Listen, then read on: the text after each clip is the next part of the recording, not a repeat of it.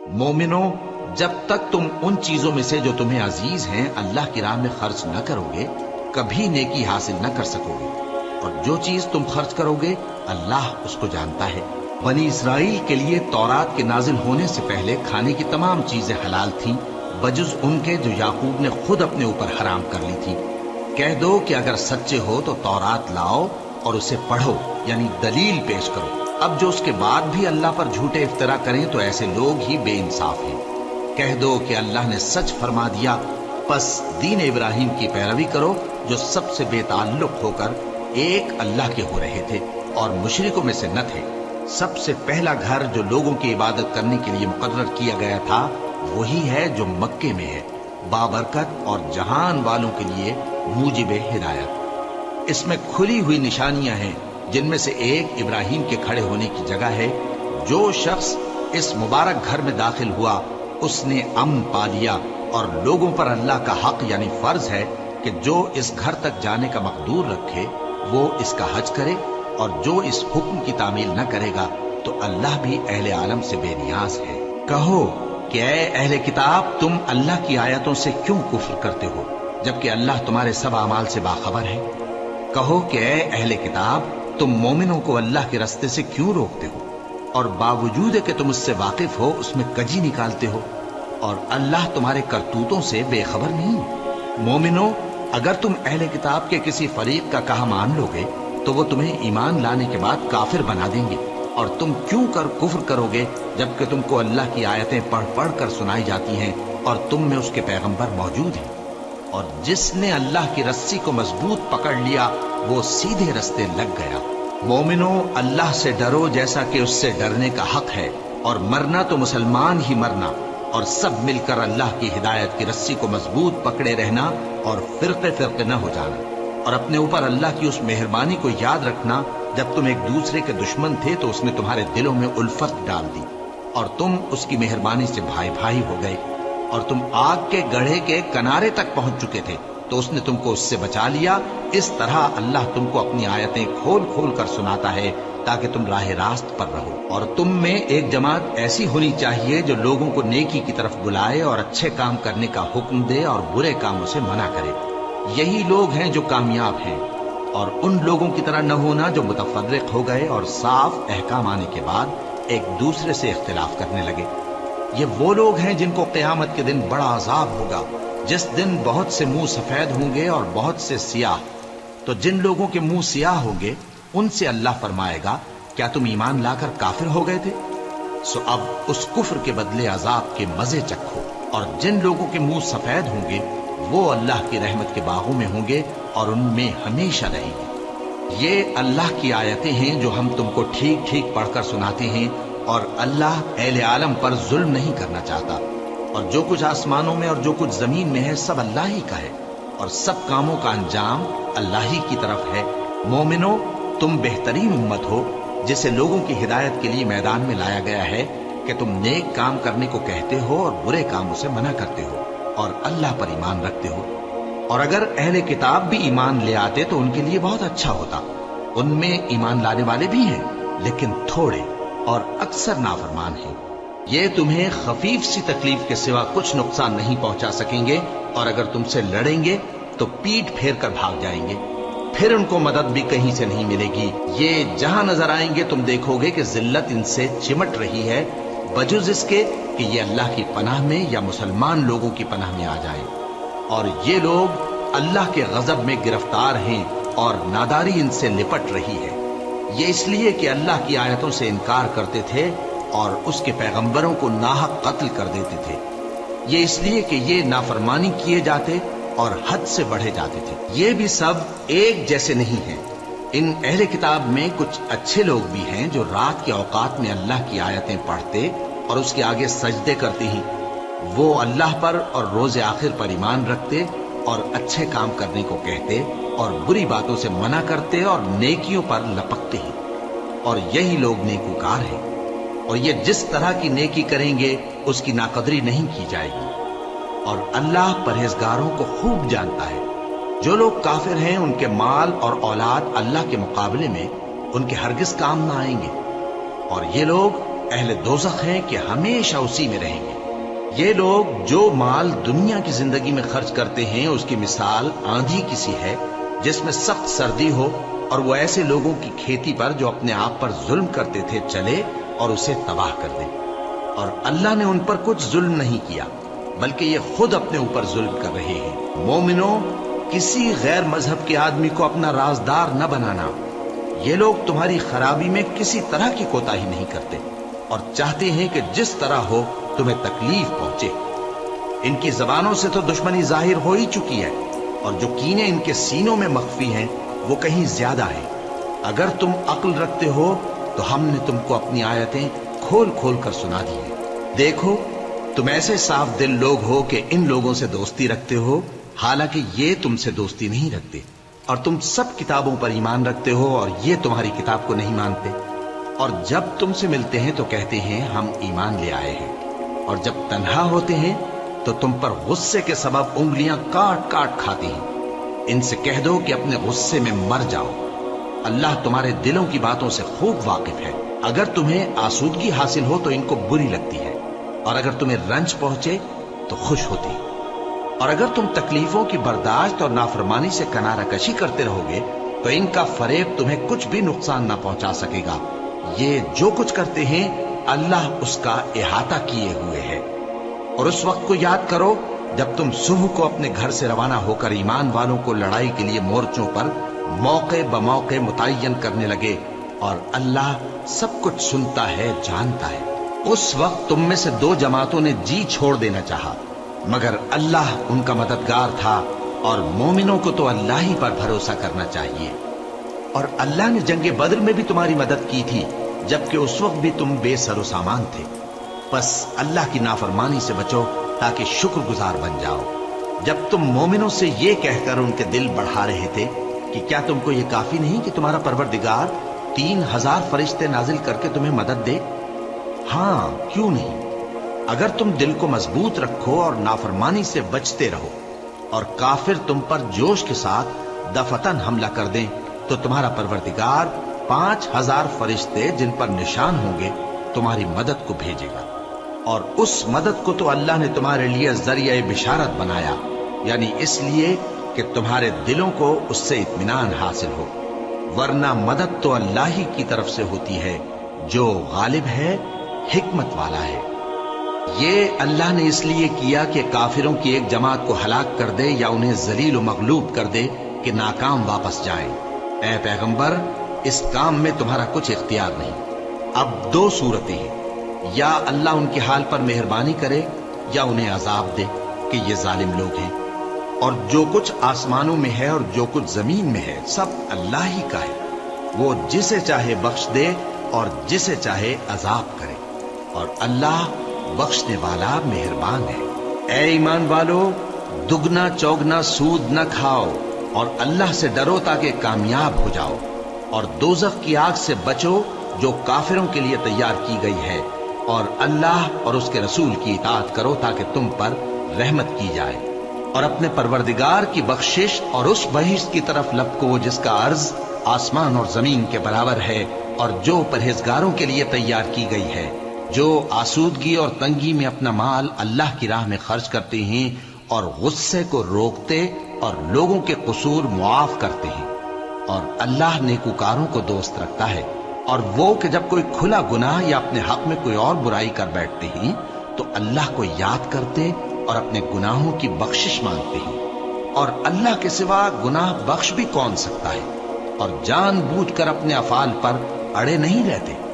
ایسے ہی لوگوں کا صلہ ان کے پروردگار کی طرف سے بخشش اور باغ ہیں جن کے نیچے نہریں بہ رہی ہیں، اور وہ ان میں ہمیشہ بستے رہیں گے، اور اچھے کام کرنے والوں کا بدلہ بہت اچھا ہے۔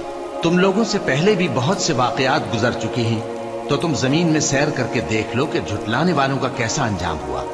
یہ قرآن لوگوں کے لیے صاف پیغام اور اہل تقوی کے لیے ہدایت اور نصیحت ہے، اور بددل نہ ہونا اور نہ غم کرنا۔ اگر تم سچے مومن ہو تو تم ہی غالب رہو گے۔ اگر تمہیں زخم شکست لگا ہے تو ان لوگوں کو بھی ایسا زخم لگ چکا ہے، اور یہ ایام زمانہ ہے کہ ہم ان کو لوگوں میں بدلتے رہتے ہیں، اور اس سے یہ بھی مقصود تھا کہ اللہ ایمان والوں کو جدا کر دے اور تم میں سے بعض کو شہید بنائے، اور اللہ بے انصافوں کو پسند نہیں کرتا۔ اور یہ بھی مقصود تھا کہ اللہ ایمان والوں کو پاک صاف بنا دے اور کافروں کو نابود کر دے۔ کیا تم یہ سمجھتے ہو کہ بے آزمائش بہشت میں جا داخل ہوگے؟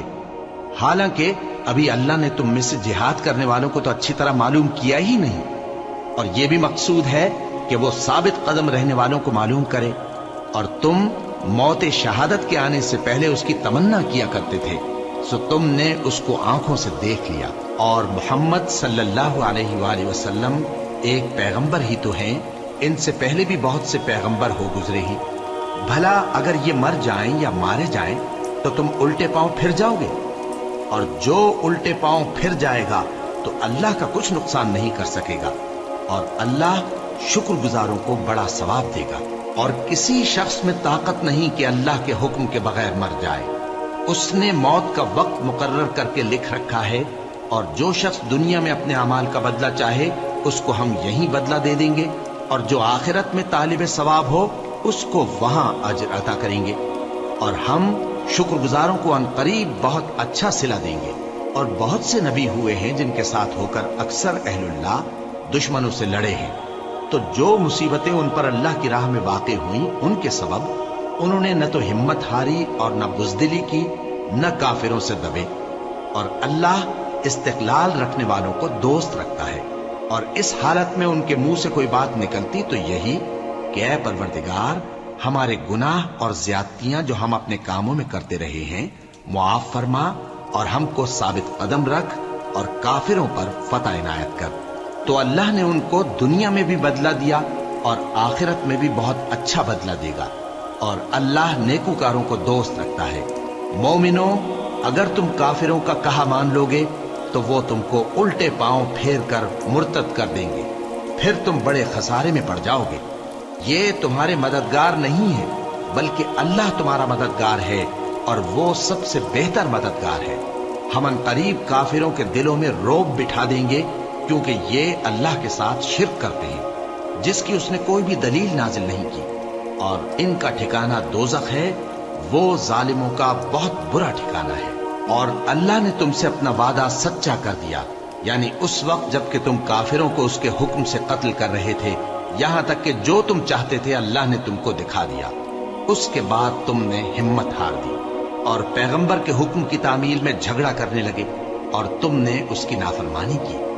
بعض تو تم میں سے دنیا کے طلبگار تھے اور بعض آخرت کے طالب۔ اس وقت اللہ نے تم کو ان کے سامنے سے ہٹا دیا تاکہ تمہاری آزمائش کرے، اور اس نے تمہارا قصور معاف کر دیا، اور اللہ مومنوں پر بڑا فضل کرنے والا ہے۔ وہ وقت بھی یاد کرنے کے لائق ہے جب تم لوگ دور بھاگے جاتے تھے اور کسی کو پیچھے پھر کر نہیں دیکھتے تھے، اور رسول اللہ صلی اللہ علیہ وآلہ وسلم تم کو تمہارے پیچھے کھڑے بلا رہے تھے، تو اللہ نے تم کو غم پر غم پہنچایا تاکہ جو چیز تمہارے ہاتھ سے جاتی رہی یا جو مصیبت تم پر واقع ہوئی ہے اس سے تم غمگین نہ ہو، اور اللہ تمہارے سب اعمال سے خبردار ہے۔ پھر اللہ نے اس پریشانی کے بعد تم پر تسلی نازل فرمائی، یعنی نیند، کہ تم میں سے ایک جماعت پر طاری ہو گئی، اور کچھ لوگ جن کو جان کے لالے پڑ رہے تھے اللہ کے بارے میں ناحق ایام کفر کے سے گمان کرتے تھے، اور کہتے تھے بھلا ہمارے اختیار کی کچھ بات ہے؟ تم کہہ دو کہ بے شک سب باتیں اللہ ہی کے اختیار میں ہیں۔ یہ لوگ بہت سی باتیں دلوں میں مخفی رکھتے ہیں جو تم پر ظاہر نہیں کرتے تھے۔ کہتے تھے کہ ہمارے بس کی بات ہوتی تو ہم یہاں قتل ہی نہ کیے جاتے۔ کہہ دو کہ اگر تم اپنے گھروں میں بھی ہوتے تو جن کی تقدیر میں مارا جانا لکھا تھا وہ اپنی اپنی قتل گاہوں کی طرف ضرور نکل آتے۔ اس سے غرض یہ تھی کہ اللہ تمہارے سینوں کی باتوں کو آزمائے اور جو کچھ تمہارے دلوں میں ہے اس کو صاف کر دے، اور اللہ دلوں کی باتوں سے خوب واقف ہے۔ جو لوگ تم میں سے احد کے دن جبکہ مومنوں اور کافروں کی دو جماعتیں ایک دوسرے سے گتھ گئیں جنگ سے بھاگ گئے تو ان کے بعض افعال کے سبب شیطان نے ان کو پھسلا دیا تھا، اور یقیناً اللہ نے ان کا قصور معاف کر دیا۔ بے شک اللہ بخشنے والا ہے، بردبار ہے۔ مومنوں، ان لوگوں جیسے نہ ہونا جو کفر کرتے ہیں، اور ان کے مسلمان بھائی جب اللہ کی راہ میں سفر کریں اور مر جائیں یا جہاد کو نکلیں اور مارے جائیں تو ان کی نسبت کہتے ہیں کہ اگر وہ ہمارے پاس رہتے تو نہ مرتے اور نہ مارے جاتے، یہ اس لیے کہ اللہ ان لوگوں کے دلوں میں افسوس پیدا کر دے، اور زندگی اور موت تو اللہ ہی دیتا ہے، اور اللہ تمہارے سب کاموں کو دیکھ رہا ہے۔ اور اگر تم اللہ کے راستے میں مارے جاؤ یا مر جاؤ تو جو مال و متاع لوگ جمع کرتے ہیں اس سے اللہ کی بخشش اور رحمت کہیں بہتر ہے، اور اگر تم مر جاؤ یا مارے جاؤ تو اللہ کے حضور میں ضرور اکٹھے کیے جاؤ گے۔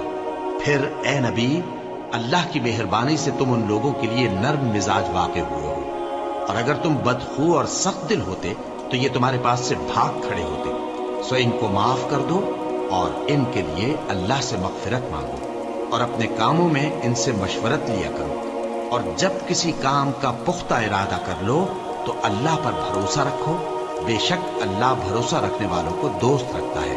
اگر اللہ تمہارا مددگار ہے تو تم پر کوئی غالب نہیں آ سکتا، اور اگر وہ تمہیں چھوڑ دے تو پھر کون ہے اس کے بعد تمہاری مدد کرے۔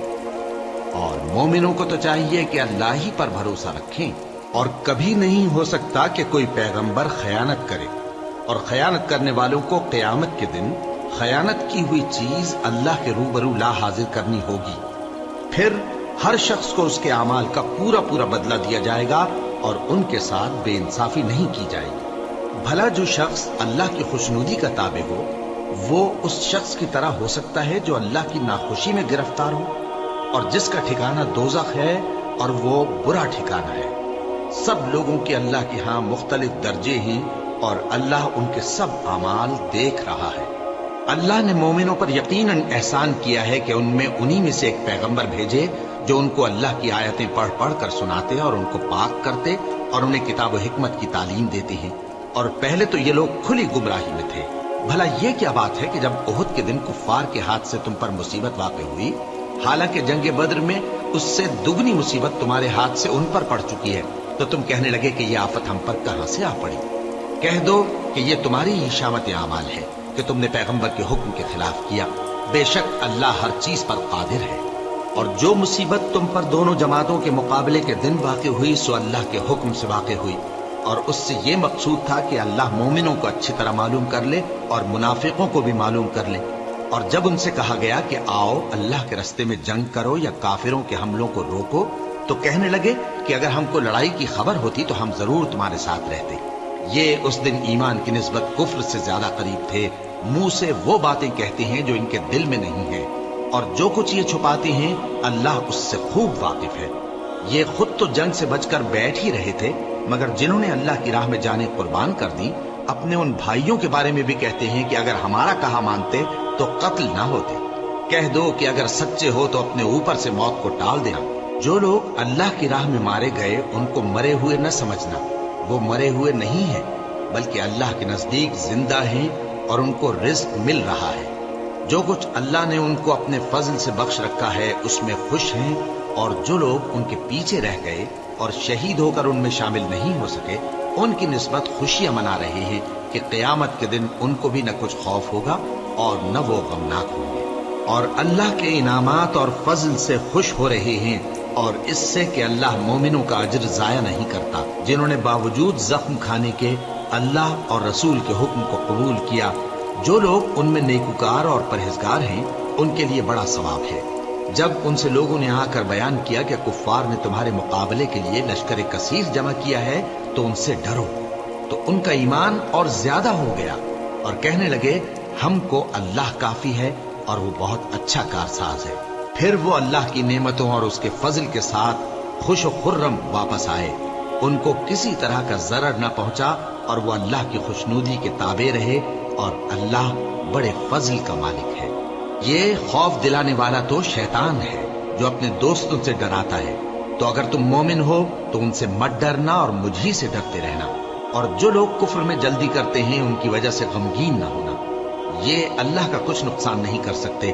اللہ چاہتا ہے کہ آخرت میں ان کو کچھ حصہ نہ دے، اور ان کے لیے بڑا عذاب تیار ہے۔ جن لوگوں نے ایمان کے بدلے کفر خریدا وہ اللہ کا کچھ نہیں بگاڑ سکتے، اور ان کو دکھ دینے والا عذاب ہوگا۔ اور کافر لوگ یہ نہ خیال کریں کہ ہم جو ان کو مہلت دیے جاتے ہیں تو یہ ان کے حق میں اچھا ہے، نہیں، بلکہ ہم ان کو اس لیے مہلت دیتے ہیں کہ اور گناہ کر لیں، آخر کار ان کو ذلیل کرنے والا عذاب ہوگا۔ لوگو، جب تک اللہ ناپاک کو پاک سے الگ نہ کر دے گا، مومنوں کو اس حال میں جس میں تم ہو ہرگز نہیں رہنے دے گا، اور اللہ تم کو غیب کی باتوں سے بھی مطلع نہیں کرے گا۔ البتہ اللہ اپنے پیغمبروں میں سے جسے چاہتا ہے منتخب کر لیتا ہے۔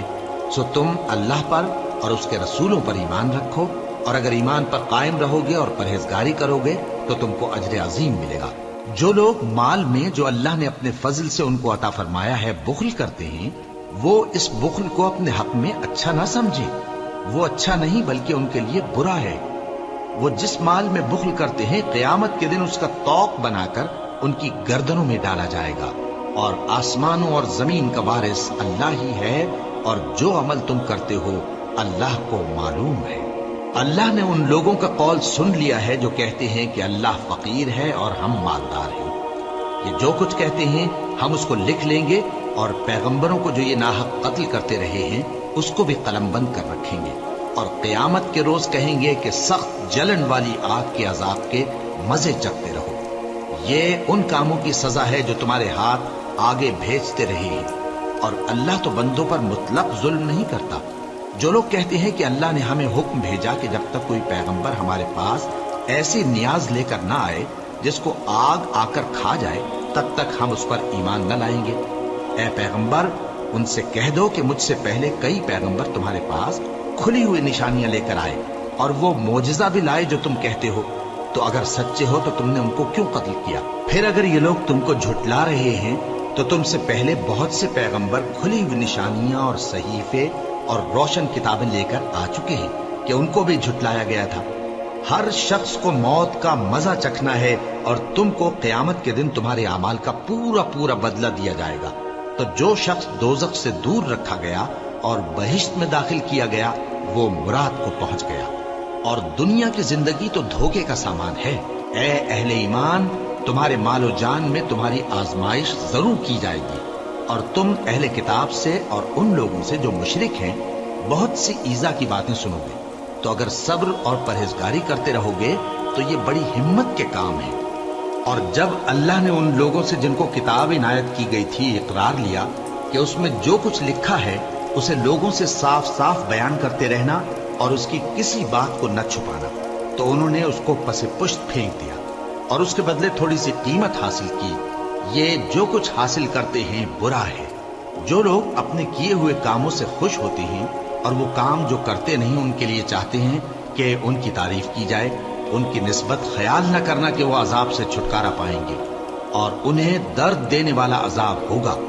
اور آسمانوں اور زمین کی بادشاہی اللہ ہی کو ہے، اور اللہ ہر چیز پر قادر ہے۔ بے شک آسمانوں اور زمین کی پیدائش اور رات اور دن کے بدل بدل کر آنے جانے میں عقل والوں کے لیے نشانیاں ہیں، جو کھڑے اور بیٹھے اور لیٹے ہر حال میں اللہ کو یاد کرتے اور آسمان اور زمین کی پیدائش میں غور کرتے اور کہتے ہیں کہ اے پروردگار، تو نے اس کائنات کو بے فائدہ نہیں پیدا کیا، تو پاک ہے، تو قیامت کے دن ہمیں دوزخ کے عذاب سے بچائیو۔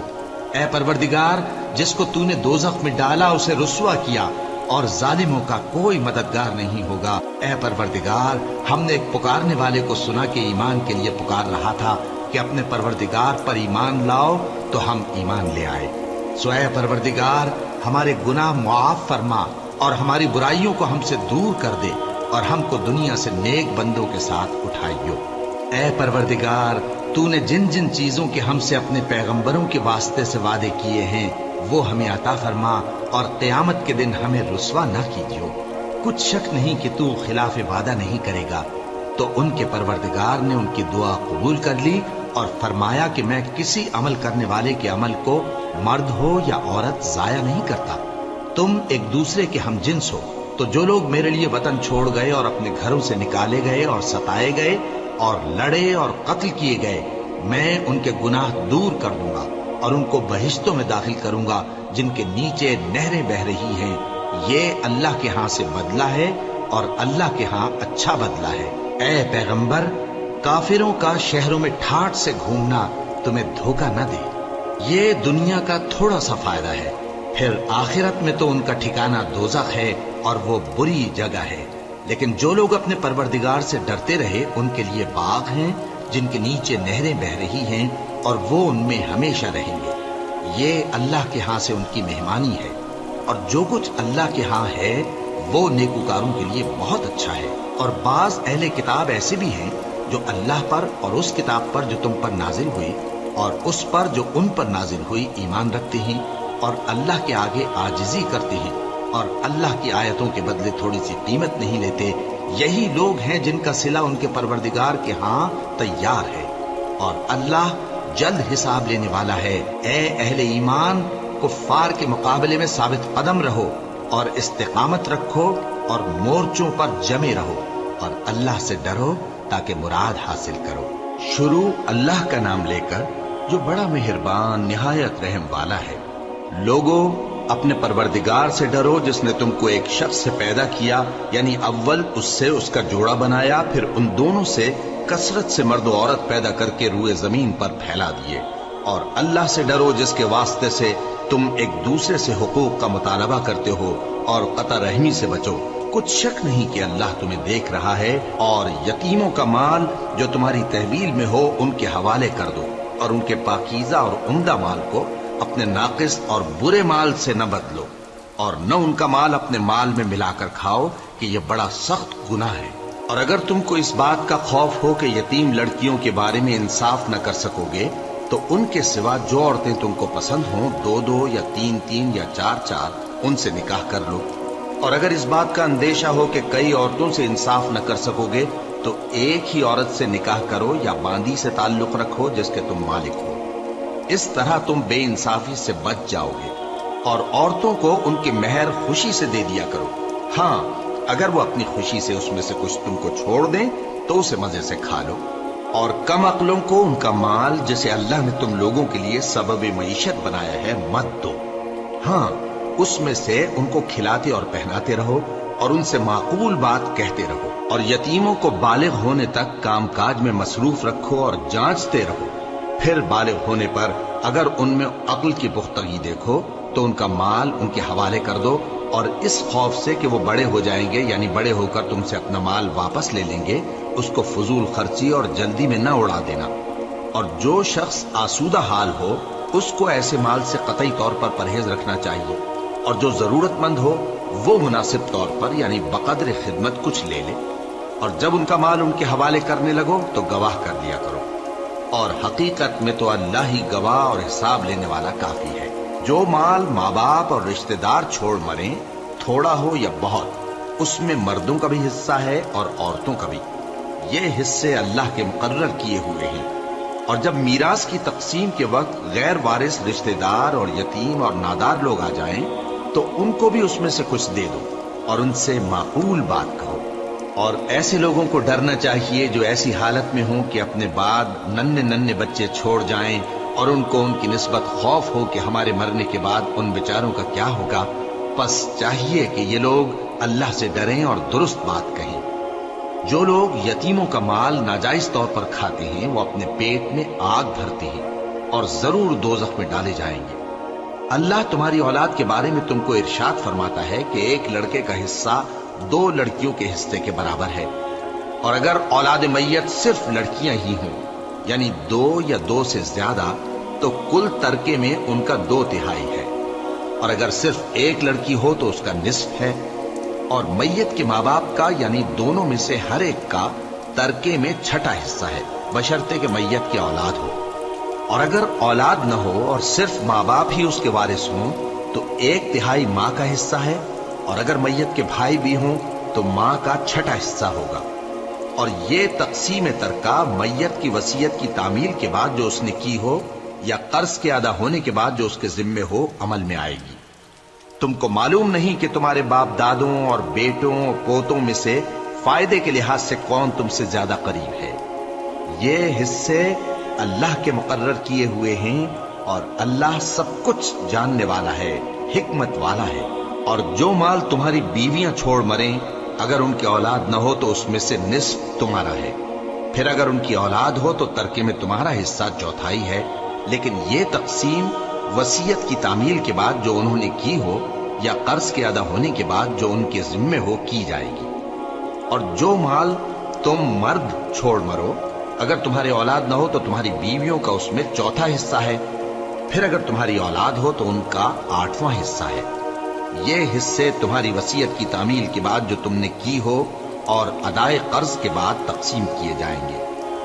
اور اگر ایسے مرد یا عورت کی میراث ہو جس کے نہ باپ ہو نہ بیٹا مگر اس کے بھائی یا بہن ہو، تو ان میں سے ہر ایک کا چھٹا حصہ ہے، اور اگر ایک سے زیادہ ہوں تو سب 1/3 میں شریک ہوں گے۔ یہ حصے بھی بعد ادائے وصیت و قرض بشرطے کہ ان سے میت نے کسی کا نقصان نہ کیا ہو تقسیم کیے جائیں گے۔ یہ اللہ کا فرمان ہے اور اللہ نہایت علم والا ہے، بردبار ہے۔ یہ تمام احکام اللہ کی حدیں ہیں، اور جو شخص اللہ اور اس کے پیغمبر کی فرما برداری کرے گا اللہ اس کو بہشتوں میں داخل کرے گا جن میں نہریں بہ رہی ہیں، وہ ان میں ہمیشہ رہیں گے، اور یہ بڑی کامیابی ہے۔ اور جو اللہ اور اس کے رسول کی نافرمانی کرے گا اور اس کی حدوں سے نکل جائے گا، اس کو اللہ دوزخ میں ڈالے گا جہاں وہ ہمیشہ رہے گا، اور اس کو ذلت کا عذاب ہوگا۔ مسلمانوں، تمہاری عورتوں میں جو بدکاری کا ارتکاب کر بیٹھیں ان پر اپنے لوگوں میں سے 4 شخصوں کی شہادت لو۔ اگر وہ ان کی بدکاری کی گواہی دیں تو ان عورتوں کو گھروں میں بند رکھو یہاں تک کہ موت ان کا کام تمام کر دے، یا اللہ ان کے لیے کوئی اور سبیل پیدا کرے۔ اور جو 2 مرد تم میں سے بدکاری کریں تو ان کو ایذا دو، پھر اگر وہ توبہ کر لیں اور نیکوکار ہو جائیں تو ان کا پیچھا چھوڑ دو۔ بے شک اللہ توبہ قبول کرنے والا ہے، مہربان ہے۔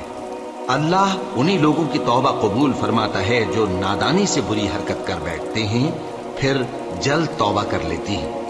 بس ایسے لوگوں پر اللہ توجہ کرتا ہے اور وہ سب کچھ جاننے والا ہے، حکمت والا ہے۔ اور ایسے لوگوں کی توبہ قبول نہیں ہوتی جو ساری عمر برے کام کرتے رہیں یہاں تک کہ جب ان میں سے کسی کی موت آ موجود ہو تو اس وقت کہنے لگے کہ اب میں توبہ کرتا ہوں۔ اور نہ ان کی توبہ قبول ہوتی ہے جو کفر کی حالت میں مریں۔ ایسے لوگوں کے لیے ہم نے دردناک عذاب تیار کر رکھا ہے۔ مومنوں، تم کو جائز نہیں کہ زبردستی عورتوں کے وارث بن جاؤ، اور دیکھنا اس نیت سے کہ جو کچھ تم نے ان کو دیا ہے اس میں سے کچھ لے لو، انہیں گھروں میں مت روک رکھنا۔ ہاں، اگر وہ کھلے طور پر بدکاری کی مرتکب ہوں تو اور بات ہے، اور ان کے ساتھ اچھی طرح سے رہو سہو۔ پھر اگر وہ تم کو ناپسند ہوں تو عجب نہیں کہ تم کسی چیز کو ناپسند کرو، اور اللہ اس میں بہت سی بھلائی پیدا کر دے۔ اور اگر تم ایک عورت کو چھوڑ کر دوسری عورت کرنی چاہو اور پہلی عورت کو ڈھیر سا مال دے چکے ہو تو اس میں سے کچھ مت لینا، بھلا تم بہتان لگا کر اور کھلا گناہ کر کے اپنا مال اس سے واپس لوگے؟ اور تم دیا ہوا مال کیوں کر واپس لے سکتے ہو جبکہ تم ایک دوسرے کے ساتھ صحبت کر چکے ہو اور وہ تم سے پختہ عہد بھی لے چکی ہیں؟ اور جن عورتوں سے تمہارے باپ دادا نے نکاح کیا ہو ان سے نکاح نہ کرنا مگر جاہلیت میں جو ہو چکا سو ہو چکا۔ یہ نہایت بے حیائی اور اللہ کی ناخوشی کی بات تھی اور بہت برا دستور تھا۔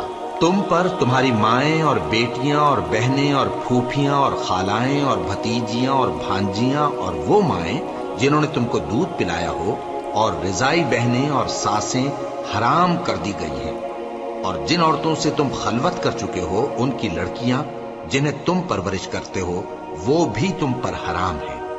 ہاں، اگر ان کے ساتھ تم نے خلوت نہ کی ہو تو ان کی لڑکیوں کے ساتھ نکاح کر لینے میں تم پر کچھ گناہ نہیں، اور تمہارے صلبی بیٹوں کی عورتیں بھی اور 2 بہنوں کا اکٹھا کرنا بھی حرام ہے، مگر جو ہو چکا سو ہو چکا۔ بے شک اللہ بخشنے والا ہے، بڑا مہربان ہے۔